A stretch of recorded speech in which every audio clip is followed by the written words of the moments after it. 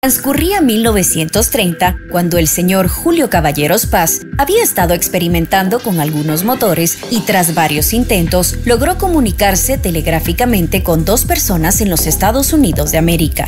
Fue el mismo Caballeros Paz quien hizo un micrófono con cápsulas telefónicas y pruebas en un programa en el que Francisco Bonilla Ruano y Eduardo Barrios recitaron poemas y cantos de canciones populares. 1930 fue clave en la historia de la radiodifusión en Guatemala, porque fue la fecha en la que se inauguró oficialmente la radio con las siglas TGW, Radio Nacional de Guatemala, posteriormente llamada TGW, La Voz de Guatemala.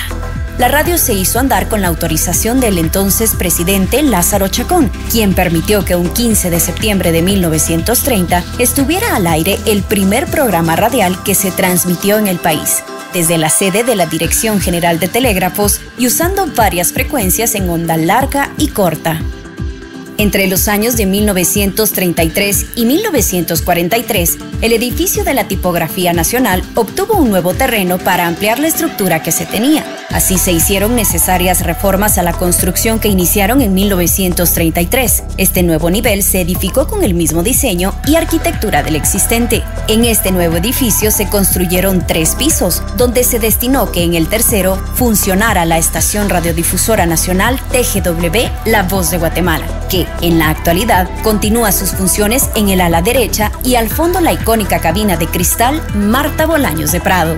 Según datos históricos, se logró que en 1931 el volumen alcanzara los niveles adecuados y los pocos radioescuchas que tenían aparatos receptores de la RCA Víctor comenzaron a escuchar las transmisiones. Con esto surgió el primer programa musical llamado Gran Concierto y el primer noticiero radial llamado El Tiempo, el cual hacía emisiones diarias a partir del 18 de diciembre de 1930, naciendo el radioperiodismo con la dirección de José Quiñones. La incursión de Miguel Ángel Asturias en 1937, a través del Diario del Aire, el primer radioperiódico del país, brindó prestigio a TGW y se caracterizó por su peculiar estilo de narrar noticias, intercambiándolas con frases poéticas y filosóficas, y con algunas cuñas comerciales que dan origen a la publicidad en radio. Después, los artistas nacionales de la época encontraron un camino para promocionarse y socializar sus propuestas artísticas. No fue hasta 1940 que se alcanzó reputación con las actuaciones de artistas como Paco Pérez, Lili Andreu, Gustavo Adolfo Palma, Juan de Dios Quesada y María del Tránsito Barrios Morales, que con sus obras llegaron a competir a nivel internacional. Quizás esté en este punto que se empezaron a enfilar los propósitos de TGW como Casa del Artista Nacional, título social y cultural que permanece hasta nuestros días.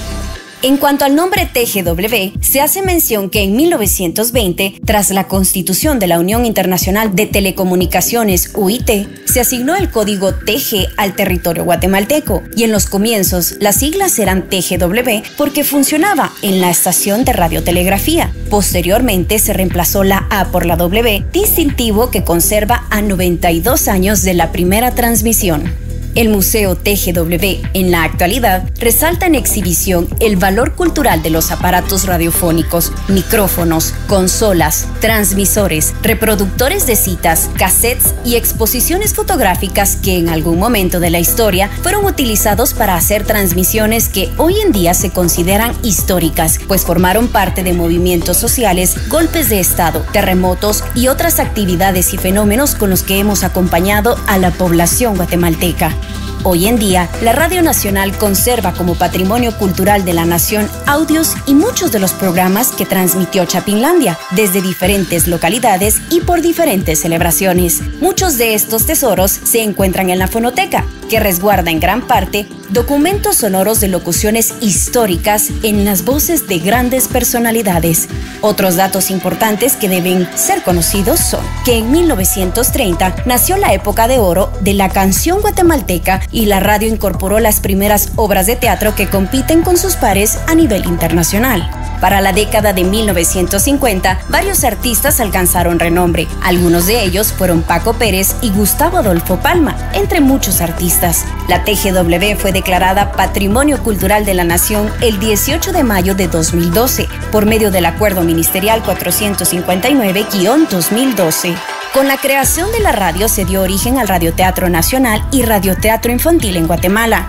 El radioperiódico de Miguel Ángel Asturias tuvo 2 emisiones, la primera con noticias nacionales y la segunda con noticias internacionales.